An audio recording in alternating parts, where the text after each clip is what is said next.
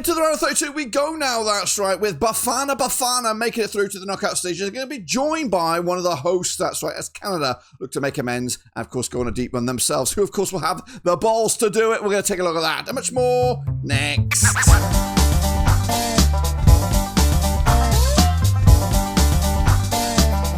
That's right, folks, back once again with another video. Today we take a look at the first round 32 matchup. It is, believe it or not, Bafana taking on Canada for a place in the round of 16, who, of course, will have it all, of course, be brave and go the distance. Well, we'll take a little look in just 1 second. If you know where you've been, smash your subscribe. You want to subscribe for Blabbing Rovers World Cup previews. That's right, we're previewing this game, of course, which is coming at you this coming Sunday, of course, who, of course, will be the first team through to the round of 16. Well, we're going to take a look at it in just a second. Big shout out to my members, big shout out to my patrons, big shout out to you.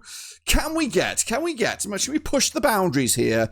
Can we get 75 likes? I'm going to go for 75 likes. Of course, we're asking for 48 likes before, but can we ramp it up a little bit now and go for 75 likes for this video as we enter unknown territory? That's right, we're into the round 32, and we've got ourselves up a nice little bracket here, guys. Of course, a lot of the brackets still to be decided, and we'll showcase you all of that in a minute, but what we do know is one of these two nations will be in the round of 16. Who will it be? Well, we're going to get into it now, right here, right now. Let's remind ourselves, though, how we got to this point with South Africa and Canada. Both nations coming into this pretty good form, but not the best. 40% form for South Africa, just one defeat in the last 5 matches. They kind of stepped up their game of late. As for Canada, they've kind of wobbled a little bit. They are coming into on the back of that defeat, which, of course, cost them the preferred route. They wanted to win this group. They wanted to stay in Canada, but I think they've shown some signs that they can play some football elsewhere. But anyway, let's take a look at South Africa. They qualified as African Group C winners on the back of October 2025.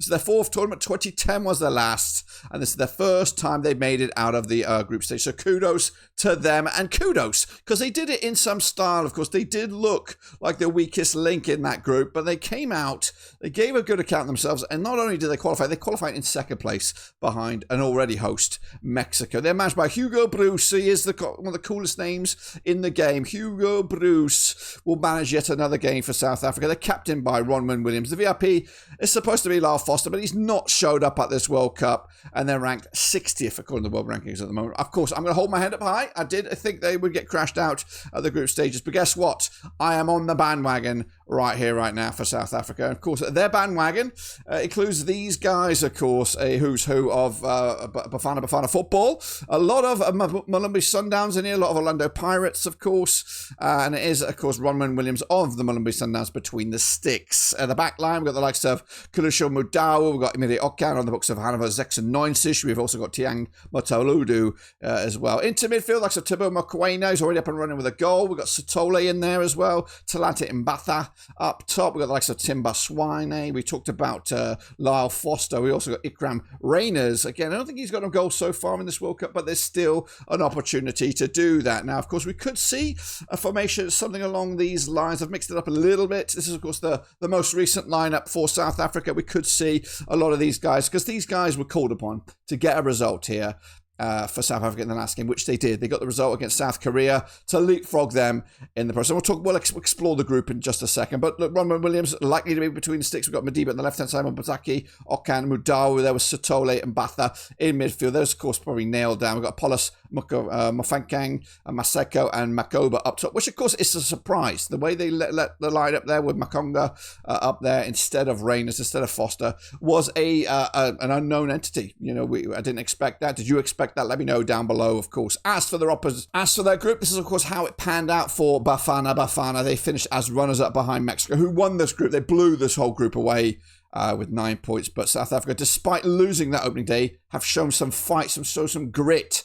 Of course, they picked up that result against the Czech Republic, but they just raised it another level by beating South Korea to sneak into the round 32. It's pure sneakage. I'm all about that, and I'm very happy to have them in this. Their opponents, though, will be another host. It'll be Canada, though, of course, who've lost their hosting rights now, of course. There's games in Canada, but they're not involved. But they're here in, I think, California for this game.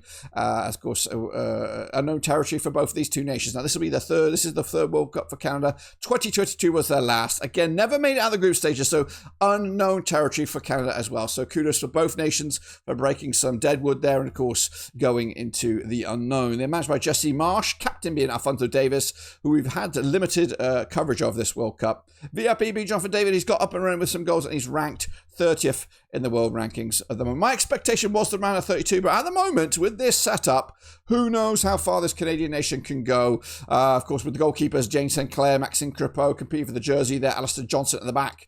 Alfie Jones maybe gets a run out. Derek Cornelius as well. But I think it might be time to introduce Alfonso Davis in this one. As for the midfielders, the likes of Ishmael Kone is out with that serious injury. Of course, it occurred in the Qatar game. He is out for a long time.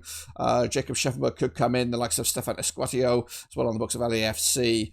Ali Ahmed may also start. Up top, Sarah Larinjoff for David up and running with some goals, as did Promise David in the last game against Switzerland. As for a starting lineup, we could see something along these lines, which was, of course, the called-upon formation and setup for the Swiss game.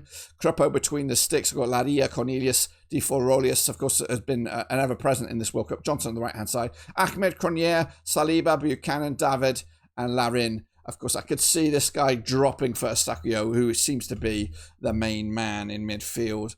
But he's been used limitedly, sparingly, if you like. Group B ended up like this, with Switzerland topping the charts there. They ain't no slouches. They come out of this group without a defeat. Canada with that one defeat, of course, against Switzerland, in which was a bit of a to and fro kind of match, and ultimately separated the top two from everybody else. Of course, Bosnia will also be in the knockout stages. They have had their passageway confirmed as well. And we said goodbye to Qatar. So those, of course, is the makeup of this.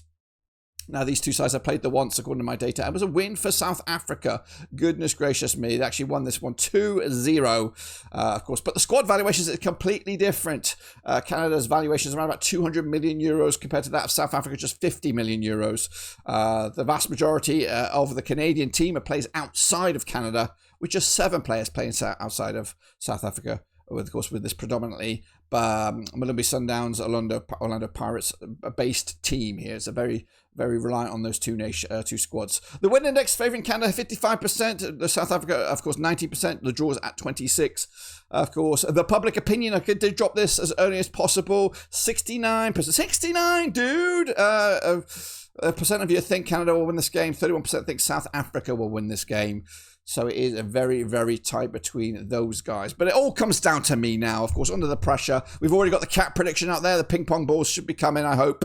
But what about me? Now, yes, my head says Canada wins this game. It does. But what gives me hope for South Africa is their grit, their steel, their never say die attitude, their kind of maverick approach to this World Cup. They did lose under the spotlights opening up this World Cup, but ever since then, there's been some fight, some desire, some never say die attitude. I think this game, of course, the first and only round of 32 game coming at you this weekend, will introduce us to the world of extra time and possibly even penalties. I do think this is going to be a tight old game. I think Canada will have the vast majority of the ball. I think they will. But I think they might trail. I think they might trail in this game. I think South Africa will take a lead. Canada will fight back, and then it will be Park the Bus FC from South Africa, and they will try to drag it out to the bitter end. And then we're going to go into the unknown territory for this World Cup, because it's going to introduce a new watching public of the drama that is extra time and penalty. I'm going to go with a 1-1 scoreline, final score heading into extra time. And then, of course, just the coin flip of this match will be decided via penalty kicks. I think it's going to be a tight one, and I think just purely on vibes and purely on energy and purely on the fact that they are there, I think South Africa get an upset here. I think we start the round 32 in crazy style by knocking out one of the hosts at the first hurdle, and of course continue South Africa's crazy journey in this World Cup into the round of 16. That's what I think. Well, there you have it, folks. There you bloody have it. That's, of course, my prediction for this upcoming game. Make sure you check out the prediction for the cat and also the ping pong balls. I've got their own crazy way of predicting the outcome of this match and all matches at this World Cup. Of course, make sure you subscribe, smash the like wherever you are, of course, as we continue our journey throughout this 2026 World Cup. Until then, though, I'll see you soon when we return, whenever that is. But until then, we are done.